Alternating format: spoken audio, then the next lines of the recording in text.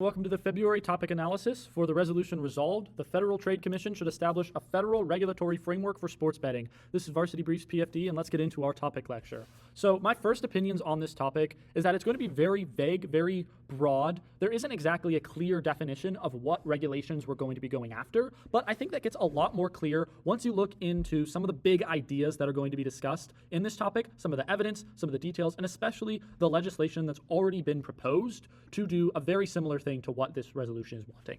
So let's ask the question, what is this topic about? I think it boils down to four key things. The first being state versus federal regulation.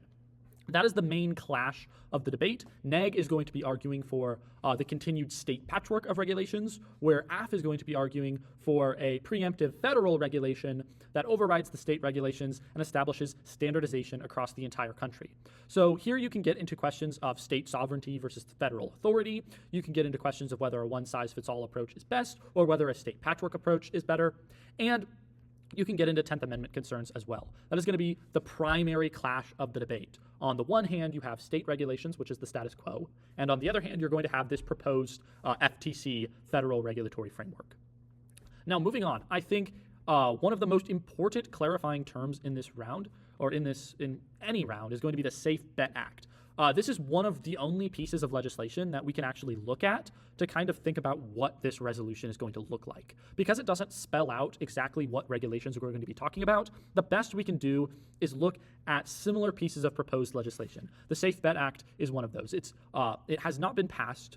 It has been introduced to Congress, and what it does is establish several federal regulatory concerns for sports betting. The primary one is restrictions on advertising, especially to minors. So you can read the Safe Bet Act, I encourage you, or at least a summary, to get a better idea of what we're actually digging at with the meat and potatoes of this resolution. Now, I think some of other important clash, albeit on a smaller scale, is going to be the question of illegal betting operations. This is going to be important because it's an argument that can be made for AF and for NEG. Whether stricter federal regulations are going to push people into illegal offshore sites where it may be cheaper to place bets, or whether federal regulations can actually prevent these illegal sites from operating in the first place. So that's going to be a contentious point of clash because, one, it's very impactful. These sites contribute to problem gambling concerns. They lie to their users and say that they're legal in the first place. And they often don't give you the financial returns that you would think you're getting when you place your bets. And so finally, that leads us into the fourth concern of economics. I think there's going to be a very big economics debate in this on this topic over, one, how federal regulations would impact economics. Having a one standardized regulation across the entire country certainly could benefit large sports operators who want to have consistent operations across all 50 states. However, it could also impede states' rights to tax legal gambling operations happening in their states. It could impede upon state tribal compacts where Native American tribes have agreements with the state governments to conduct gambling operations on their land, and it could have a host of other economic concerns as well, which we will get into in the rest of this analysis. So with that brief overview out of the way, I'm going to hand it off to Michael to give you guys the rundown on AF. Okay, now that we understand just a little bit about the topic though, how specifically should debaters be looking at framing any debate that they go into? Well, you have to look at a variety of things. First off, on the AF side, it's actually a little unique. You have two specific things that you have to worry about. It's more of a two-pronged weighing mechanism. First off, you have to make sure that you're utilizing safety, and this is one of the really important things that any AF debater is going to have to look at, because you want to make sure that any FTC framework that's going in is specifically going in for that purpose. To make something like sports betting significantly safer so that it's something that can become more widespread and also just reasonable so that we're not just having like a ton of like unnecessary regulation that doesn't have a good intent behind it. Secondly, though, you also want to make sure that any potential framework also brings in responsibility. And so the thing is that these two kind of go hand in hand, because you have a responsibility to do the safe thing, but then also an FTC framework would make sure that people are responsibly betting, that the right people are betting, that they're betting in the right places and not like in illegal offshore markets and more. That's really important. And so any AF debater, when you're looking at the cases that you want to build, you want to put that somewhere into it, either built within the case like the cards that you have, or some sort of framework or observation beforehand. Secondly though, if you're on the neg side, there's another thing that you're going to want to look at, and that's just overall this whole aspect of fear because of an FTC framework. And why are you going to want to do this? Well, a couple of things. Firstly, any FTC framework, if you're a neg debater, you want to paint that as something that's going to negatively impact the sports betting world. Overall, you have to talk about the fact that everything's just going to get worse as a result of any framework that could go in, and you have to talk about the fact that current regulations in place right now are sufficient. There's a lot of stuff on the state level that is okay, and a lot of times a neg debater is going to have to default to that, saying that state regulation is enough, or that whatever we do on the federal level right now is enough. Also, you're going to talk about the fact that any FTC framework has the potential to possibly make sports betting less secure, or also just more efficient in general, and just clouded by a ton of like bureaucratic policy that comes in trying to fix a problem, but then only ends up making it worse. So if you stick on those couple of things as either an AF or neg debater, those are some good ways that you're going to be able to frame your cases. But now that we have that out of the way, I want to look specifically at a couple of affirmative arguments, and there's a lot of really good ones on this topic, and we talk about a lot in our brief, but there's three specifically that I wanted to highlight because I think they're the most important. So 1, 2, and 3, I'm going to break down and especially explain how those will be the best ones that you can use whenever you're looking at any round. One of the first ones that you're going to look at if you're on the AF is that you want to have uniform standards. And this is something that's going to be really good for you to use because one of the benefits that you can talk about on the affirmative side is that any FTC framework is something that goes in place across the entire country. Idaho and New York, Missouri and Florida all have different laws right now as it pertains to sports betting. And so that's something that isn't necessarily going to go away as a result of an FTC framework, but the baseline is going to get raised up so that there's a federal baseline that states can then build off of. One of the key benefits that you're going to see as a result of uniform standards is that basically you're just going to close a ton of loopholes that people exploit whenever they're betting on sports games and stuff like that. But then also we have another key piece of evidence that we actually throw into our brief that talks about the fact that right now you actually have a lot of states that fall short.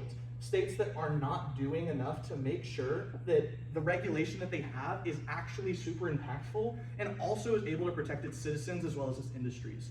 Also though, there's another key reason why like federal uniformity as a whole is kind of needed because we talk about the fact that there's like a lot of evidence in our brief that shows that a lot of firms will like lobby state officials against the protections that people want to put in place in order to protect like citizens. And so this lobbying effort on the state level leads to a wide variety of different outcomes wherever you go. So as a result of this, there's a ton of loopholes that just get left completely unaddressed. And so certain states like Nevada might have vastly different sports betting regulations than Florida. And then these sports betting regulations are not only bad for the consumer, but then it leads to these companies actively exploiting people, which is not something that you want to be okay with. Also though, another thing that you could talk about is that these uniform standards could also get rid of junk fees. This is a huge problem that you see with sports betting. Whenever you make a bet right now, there's all sorts of fees that bet has. Like first off, obviously you have tax. That's something that you're not going to get rid of. But there's all sorts of other fees, like DraftKings might have a fee, or Underdog might have a fee. And then they're not like specifically saying what that money is going towards or why you're being charged it, just that there is a fee. And so a uniform standard could try to come in and fix that. And there's actually a lot of evidence in our brief talking about the fact that whenever sports betting like regulations have gone in place in other countries, that they've actually tried to do some of that stuff.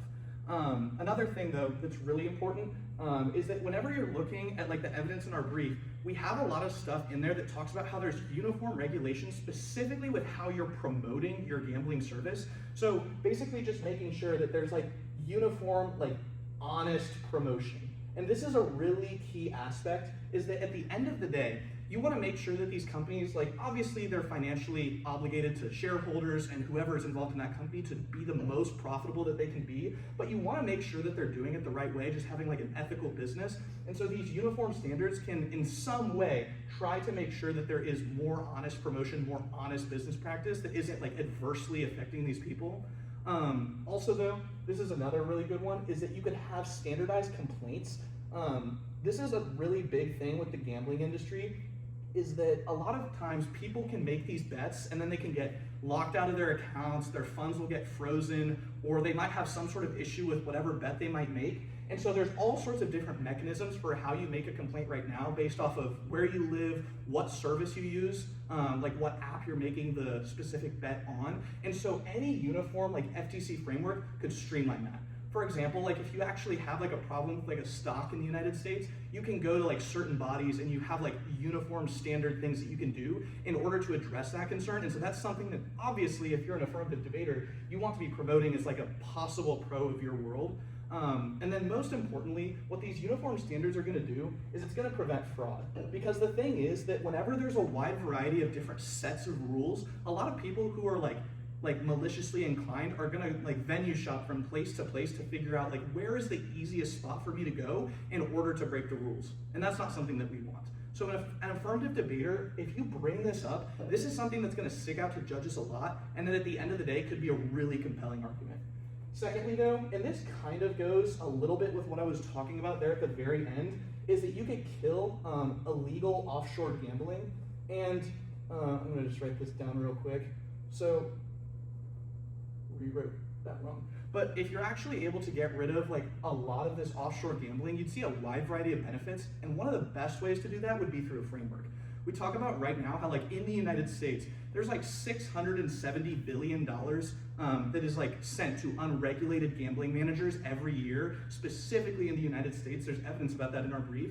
And so a lot of these offshore sites and groups and just bodies are misleading a lot of Americans, and sometimes it's completely unknowingly. Like a lot of these websites are still available on the internet and they aren't like shut down or anything, and there's no framework that can be used to shut down these terrible websites.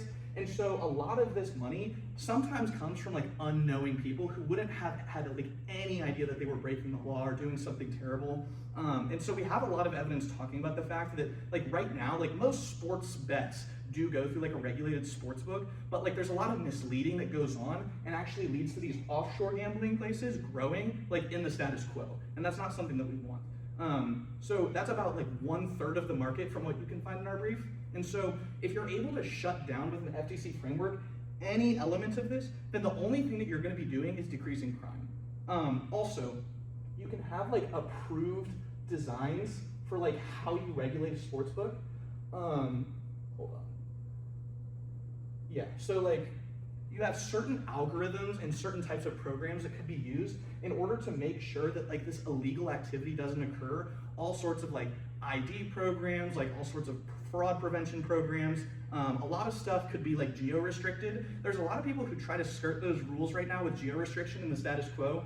For example, like I live in Missouri, but sports gambling is legal in Kansas, and so a lot of people will try to drive over, but there's a lot of new gambling apps that have like this new requirement where if your phone is ever in a state where it's banned and it can tell that you live there, that it won't allow you to like go over state lines and make those bets.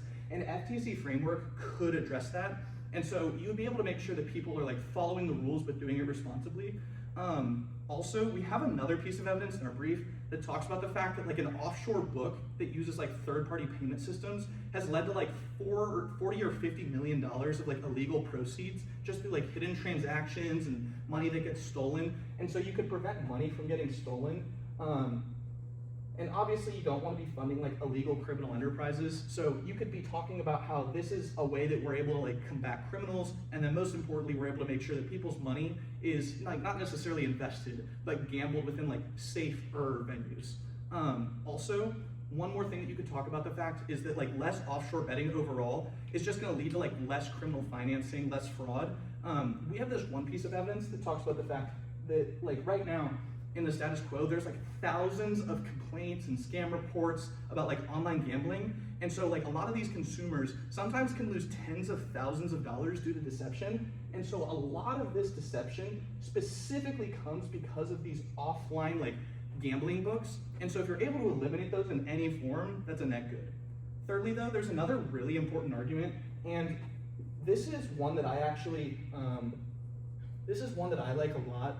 This was one of the latter arguments that I came up with when creating the brief, but it's all about like youth gambling prevention. One of the things that you're gonna be wanting to do as an AF debater is obviously like, you wanna point out that like gambling should be legal, people should be able to make sports bets if they want, but you wanna make sure it's the right people. You don't want like just little kids or teenagers to be making these bets, because obviously like these kids are like still growing up, their brains aren't fully formed, whatever. And so right now what we have is we have like gambling sites where for the most part, like a lot of adults are like the ones on these sites, but a lot of people, like teenagers, are still somehow able to evade the systems that exist right now. And so an FTC framework could come in and strengthen what we already have across like state levels, specifically because of that federal guideline.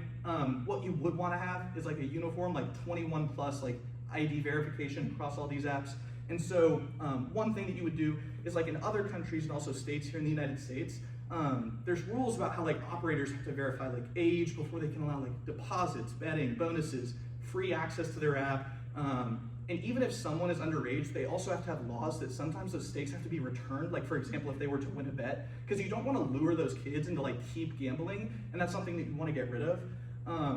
Also though, you want to make sure that like these weak age check systems right now are like enabling these kids to think that like things that lead them into gambling are okay as well. Like for example, there's a lot of websites where you can like gamble video game skins, and you can find that in our brief. And a lot of times these websites that like offer sports betting advertise on these forums as well, so that they can lure in these kids, which actually ties right back into like the honest promotion thing that I talked about in the first point. And so you could talk about the fact that like honest promotion, ethical business practice would make sure that like these kids right here are not put in harm's way. Also, we have another piece of evidence in our brief that talks about the fact that states only meet 32 of 82 guidelines for gambling to prevent youth from actually using these platforms. There's a wide variety of things that like federal regulators say should be done. They aren't able to enforce any of this, but this is like purely advisory. Only 32 of these requirements are met. That's absolutely astonishingly low. So if you're an affirmative debater, you're going to want to point that out. But then also we have another piece of evidence talking about the fact that like young men specifically are very prone to making these sports bets, and then they get tied into this gambling because it's so accessible. They can skirt the rules. There's no federal rules that are very strong and can be enforced. And then most importantly, you can talk about the fact that like there's exposure to these ads through like the websites that I talked about that then leads to them getting trapped in this cycle of gambling over and over and over again. Let's see. Yeah, and then you can talk about the fact that like an FTC framework, it's gonna close like all the loopholes and gaps right now that exist for what states try to do to prevent youth from gambling. So an FTC framework overall makes uniform standards better, illegal offshore gambling harder to do, and obviously prevents youth gambling as a whole. So the only thing that an FTC framework can do if you're an AF debater is it makes literally every negative impact better in your world, and that's what you have to try to convey. After going over a lot of just AF strategies that you should use in general whenever you're looking at building your cases, I want to now look at a lot of things that you need to be using to attack the neg. There's a lot of stuff that you're going to want to go over, and so first we're going to go over like answer to neg stuff, and then briefly at the very end just how you should like overall be evaluating your rounds at the end. So first off, one of the things that neg is going to bring up and that you're going to need to hammer home on a ton, they're going to bring up this idea like over and over about like the fact that an FTC framework, it's going to like harm the legal market. So they're going to say that like this is going to happen, and overall what you need to talk about is a couple of things. So first off, one of the things that you're going to want to establish is that like right now, just previously like going back to what I said in half, remember that the illegal gambling market, what we have in the brief says it's about like $600 billion, about like a third of that market annually. So first off, use your logic to try to convince the judge that like right now, if we have a federal body that is specifically like enforcing, having new federal rules, new policies specifically designed to limit or target or stop the creation or like exacerbation of like these offshore books, you're going to want to like point out to the judge that like if we're actually taking the effort to use a federal agency to go in and get rid of this,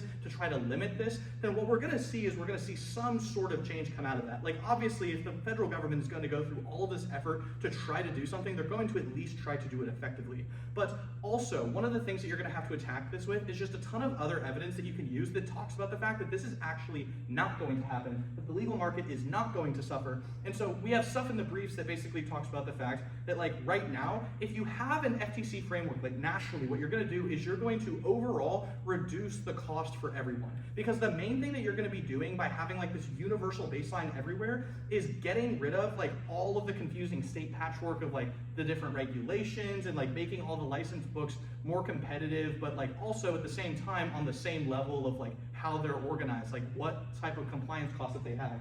So you're basically going to have like uniformity, and basically what this is going to do is this is going to make compliance easy.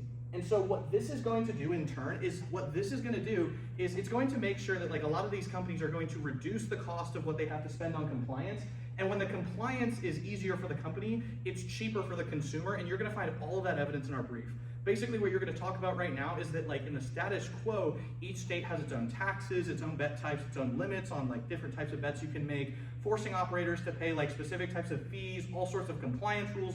And with an FTC framework, you don't necessarily get rid of all of that, but what you do is you streamline everything at the same base level. Also, though, what you're going to talk about is that you're going to get rid of like all these like duplicative things that like an FTC framework would have to establish, that like a Nevada framework would have to establish. No, there's just like a universal FTC framework that could come in and make sure that there's one rule that the company could follow whenever it's like looking at one specific area of policy.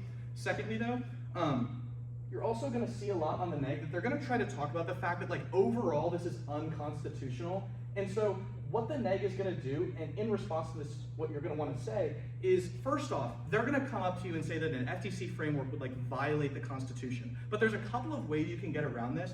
First off, you have to look at the FTC Act. This is something that you can find a lot of cards for in our brief, and it talks about the fact that the FTC Act actually allows like that specific commission to prevent like any unfair or deceptive business practices that are like harming people and harming like the industry for commerce in general. And so it allows them specifically to prescribe different types of rules to prevent any of that from continuing. So this FTC Act is something that is like able to basically through Congress, what Congress has already delegated them to do, it gives them a method to make sure that they're able to enforce the resolution. But then secondly, there's this whole thing that like the neg is going to talk about how like certain amendments are going to prevent like this overreach of powers and how like the FTC is not able to step in and actually enforce any rules. But what Congress is able to do is like have things like the power of the purse. This is something that's really important because they're going to be able to make sure that the FTC specifically is going to be able to get this resolution across the finish line. So like, for example, what they could do is they could make sure that if states are not following like an FTC framework, what they can do is they can withhold funding from those states in order to make sure that they actually comply with it. So like just an example that we see from the past is if you look back to the 1980s with like the National Minimum Drinking Act, Congress and like the president were withholding funding from states that had not raised their drinking age from like 18 to 21, and they just didn't give them highway funding until they did that. The power of the purse is something that's in the Constitution. It's very constitutional. It's in Article 1, Section 9, and it's the Appropriations Clause. It's something that effectively gives Congress, who then creates the FTC as well, the ability to make sure that this resolution can happen because they can force certain things to happen. So do with that what you will, but basically what you can do as an app debater is say, no, it's not unconstitutional, and there's things that we can do to make sure that the FTC or whatever body Congress did delegate this task to would be able to make that specific framework.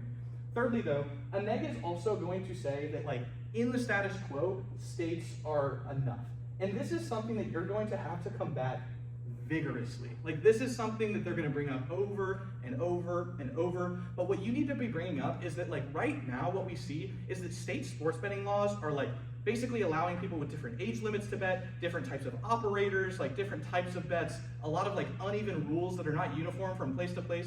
But then furthermore, there's a lot of stuff in our brief that you can find talking about the fact that there's like rules in place right now that allow like these gambling ads to completely mislead individuals on like their likelihood of being able to win a bet. And so these sign-up promotions are like basically a common way for like these deceptive companies to lure people in. And all of this occurs in the world that the states are running right now. This is one of the problems that warrants a resolution like this being debated in the first place. So what you need to be talking about is that the status quo is failing, it's failing people, and people are being put in harm's way, so that warrants action from a higher and more effective body.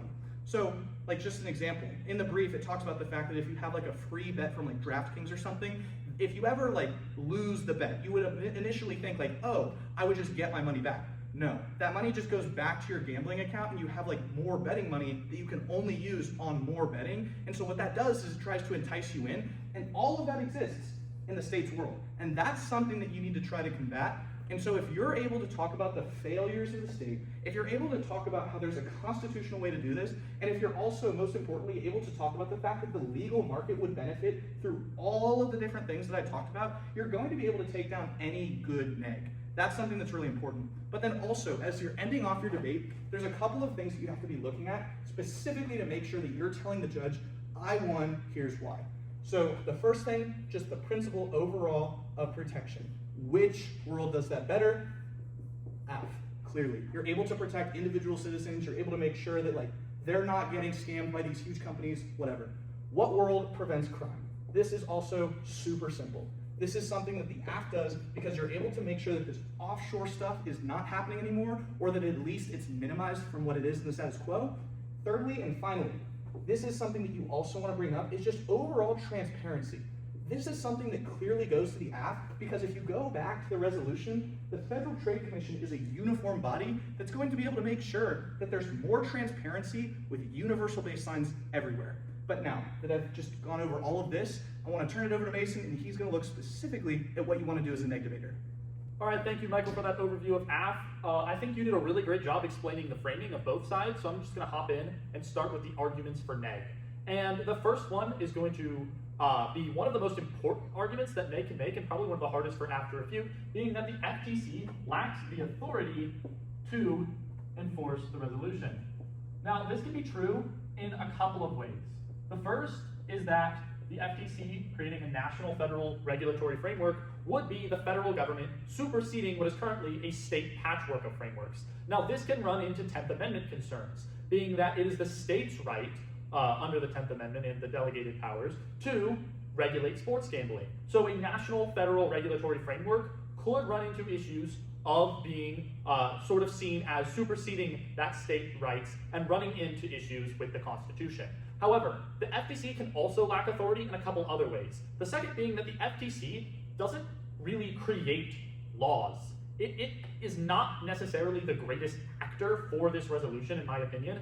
The best actor, I think, would be Congress. Congress writes laws, and then the FTC takes its authority to then to enforce them. The FTC never really creates laws itself. What we've seen is that previous regulatory frameworks for sports betting, like the Safe Bet Act, have all been proposed and gone through Congress. The FTC kind of like deciding to create its own laws here isn't really falling under the authority of what the FTC really does. Now, yes, they are responsible a lot of the time for enforcing and defining regulations, which can lead to the FTC like creating some details, creating what's called rules, not necessarily regulatory frameworks, but like more so their interpretations of congressional law. So they're allowed to do that. They have autonomy in that way. But the FTC uprooting such a massive interpretation of congressional statute to create a national sports regulatory framework, sports betting regulatory framework, would fall under an issue of the major questions doctrine. The major questions doctrine effectively says that federal regulatory agencies, of which the FTC is one, cannot necessarily create rules that have not explicitly been defined by Congress if they are issues of massive economic concern. If they are really, really big issues that like a lot of people would care about, would cause a lot of economic changes, and aren't specifically told or authorized by Congress, the FTC, according to the major questions doctrine, does not have the authority to do that. So you can make those two arguments. You can also make an argument that a national federal regulatory framework would run into tribal sovereignty issues. Because like Native American tribes currently have what's called tribal state compacts, where they deal with state governments in order to sort of make deals for the tribes being able to control gambling regulations on their land, which enables tribes to run casinos, which enables tribes to run sports betting operations on their land and have the sovereignty to do so because of the compacts they've made with the states. Now, importantly, these are compacts made at the state level. These are not compacts they've made with the federal government. And so a national framework would sort of uproot all of the current state-tribe compacts and throw into question whether tribes will maintain the sovereignty of making their own gambling regulations. Now, there's a lot of good evidence in the brief to say that a national federal regulatory framework would strip them of these rights, and they would not be allowed to continue operating sports gambling operations as they currently do, which one is an issue of sovereignty, and two is a massive issue of economic importance to the tribes themselves, since they make a lot of revenue off of gambling operations on their land. Now, secondly, I think another really important argument for neg on this issue is the idea that it hurts the legal market. So this is the comparison between the legal and illegal sports betting markets. Now, I know these can be arguments either for AF or neg. I know that AF debaters a lot of the time will say that a sports regulatory framework will actually help control the legal market, will control the illegal market. That's not necessarily the case. What you see is that when you impose federal regulations, a lot of the time what you're doing is creating a long list of new rules and sometimes taxes, and which create compliance fees for operators, thus raising the cost of operation. And there's a lot of evidence to be said that when operators are forced to raise their fees, users will move to the cheapest options. They will do what's called shopping around, and they will move to wherever they can bet for the least amount of money, that has the best spreads, that has the best deals for the same bets. And that's often going to be the illegal market that does not comply with these federal regulations. And this hurts the legal market for a couple reasons. First, it pulls consumers away from them. Second, it decreases their ability to compete. And thirdly, in doing so, it decreases the amount of tax revenue that states can garner from having legalized sports betting. Right now, a lot of states, even when they legalize sports betting, they still tax it, meaning that states can collect revenue as a result of having sports betting legalized. But if you federalize that, a couple things can happen. One, you can supersede the state's rights to tax sports betting regulations by creating a federal tax or creating fees that states would then have to reduce their taxes in order to be competitive. So for a couple of reasons, it could reduce the state's ability to even tax these gambling operations in the first place. But secondly, even if they still are allowed to tax these gambling operations, it would raise the cost of operating so high that users would migrate to illegal markets. There's a lot of evidence that illegal markets hide. They present themselves as legal gambling operations, but in reality they are not. So people are tricked and confused into going onto illegal sites to gamble, and this will happen at a larger rate because those illegal sites don't have to meet these new federal compliance regulations and can offer much cheaper gambling. Now, the third argument that I think is going to be the most important on neg is combating this idea that a single standardized federal regulation is the best idea in the first place. And that's the argument that one size fits all fails. This is going to be a direct response to AF's idea that our current state patchwork is bad.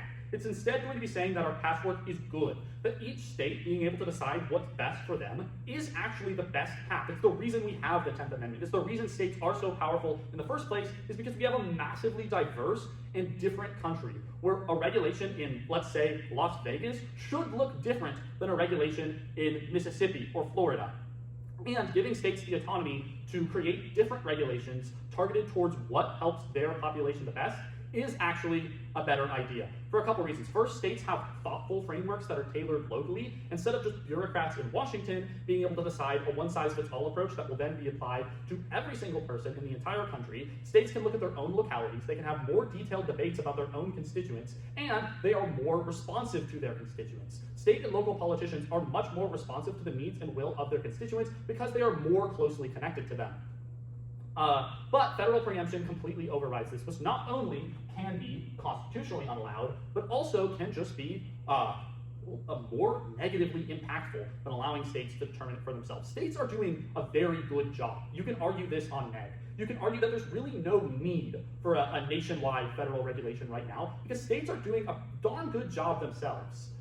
There's a lot of evidence that when states create regulations themselves, it actually pushes illegal bettors out. Now, I know AF will come in and say that that's a response to the legal market argument, that regulations inherently push out illegal operators. What you can really say is two things. One, this is only proof on a state scale. This is only proof through state regulations. Federal regulations, which would go through the bureaucracy, which would inherently be so much more political, which would have to go through a lot more issues and would ultimately be a one-size-fits-all approach, may not see the same success. And two, it's also proof that we're solving a lot of AF's problems in the status quo. Almost every state has substantial regulations to sports betting, and a lot of them are being very successful. You can look at specific state examples that we have in the briefs, that when they adopted sports betting regulations, they saw massive success. Maybe the idea is not to create one federal regulation that targets all 50 states, but instead encourage states to create especially states who don't have a comprehensive framework right now, to create one in order to see the same benefit that every other state is.